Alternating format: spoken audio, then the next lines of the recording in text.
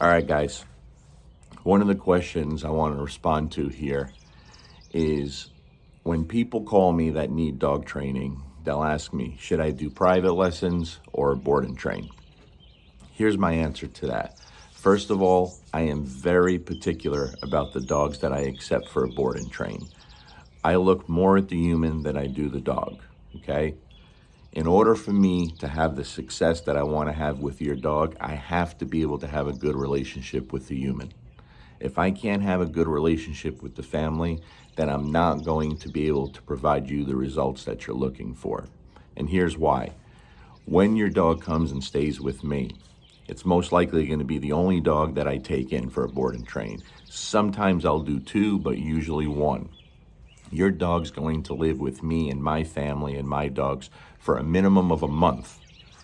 During your dog's stay here, I'm going to build a very, very solid foundation with your dog. I'm going to bring out the best in your dog, okay? It's not going to be in a stressful environment with 20, 30, 40 dogs barking and screaming all around it. I'm going to treat your dog as if it's my own. And your dog's going to have a good time here while learning. And I show a lot of that stuff so you understand that, right? One of the biggest benefits of the board and train is most people create a lot of bad habits inside the home that create a lot of the behavioral problems that you see with your dogs.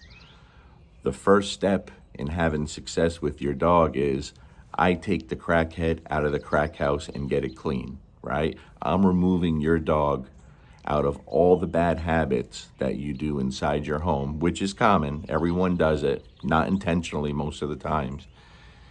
And I take them away from those bad habits. I replace your bad habits with good habits. I don't give your dog the opportunity to do things that you don't want. It's learning the whole time it's here. At the end of that month, if not longer, your dog's going to have a very, very solid foundation with all the basics. The bad behaviors are going to be almost completely gone, if not totally gone. But that's just the beginning. A board and train is temporary training. I don't care how well of a job you do during that board and train. What do I mean by that? You ask is, should I do a board and train or private lessons? What's better? I do both. I do both. If I could only do one, I would do the private lessons, okay? Because the real, true, everlasting results, and you guys see a lot of my clients sending updates years later, those true, everlasting results come from the education you provide to the owner, not the dog. The dog's easy, it's going to learn, right? But if I do an hour go-home lesson or 2 1-hour go-home lessons like a lot of training companies do, the owners aren't going to retain or learn anything. I promise you, they're not going to learn anything. It takes a long time and a lot of repetitions for the human to truly learn. Believe me, you all see it when I do seminars and my group classes. Dog training does not come easy for the everyday dog owner, okay? Even when we keep it really simple, which I do, I keep it very simple and realistic, it takes time and patience. So for me, best case scenario, I love to do a couple of private lessons before the board and train, if possible. It's not always possible because I get a lot of people from far away out of state, right? But if they're local, if I could do a couple private lessons before the board and train, that's game changing, all right? Let's talk about the go-home lessons. If someone is local to me, meaning within 2 hours, within a 2-hour drive, when they come pick up their dog, I don't do a go-home lesson. I tell them, take their dog, go home, and enjoy it. And people will say, well, what do we do for this week? I say, don't worry about doing anything. Just take your dog home, get settled in, and enjoy it. I will come to you. I'll see you next week, right? And mind you, during that month, I'm sending videos home and talking to the owners almost daily. So they're seeing the progress. They're seeing the updates. They have a little bit of knowledge of what we are doing and what they are going to have to do, right? But here's why I do that.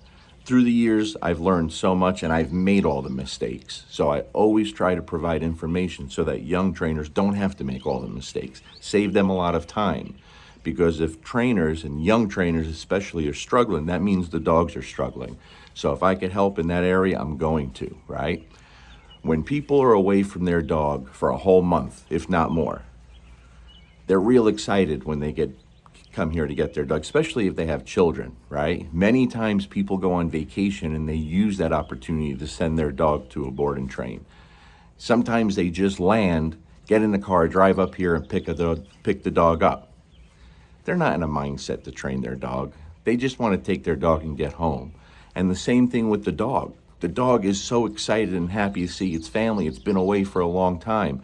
No one is in the mindset to train. So if they are local, within 2 hours away, I let them take the dog, and then the following week, we start the work. And that works out so much better than doing a go-home lesson on the spot. Trust me, believe me when I tell you.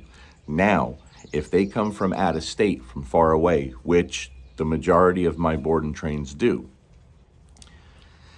when they get here, especially if it's a problem dog, if it's a serious dog, let's talk about Ranger, the Cane Corso, a couple years ago, year and a half, 2 years ago that you saw, right?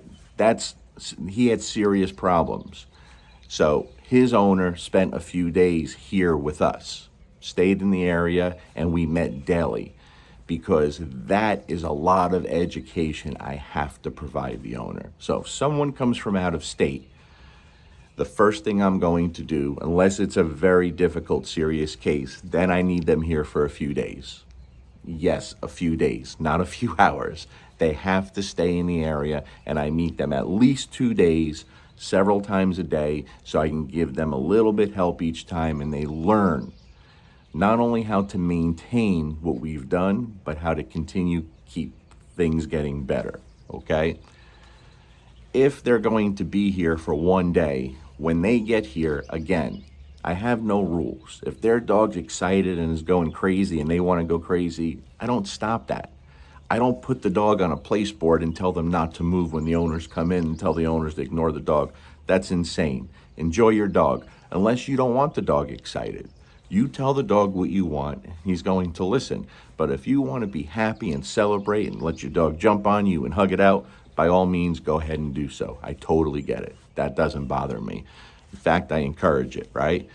But the first thing I'm going to do, again, they just got here. They've been away from their dog for a really long time.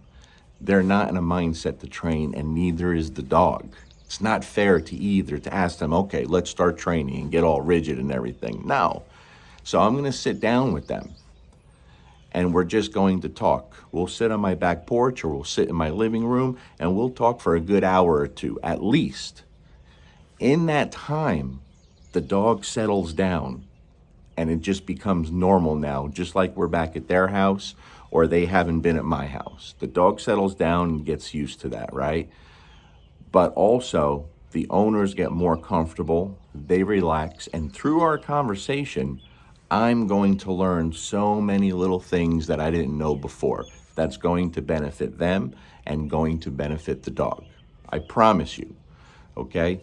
This is important. People are spending a lot of money and sacrificing so much to send their dog to you. They're trusting you with something so important to them. You have to give them more than a 2-week board and train and an hour go-home lesson. That's pure insanity. That is pure insanity, right? So those deep conversations are very, very important.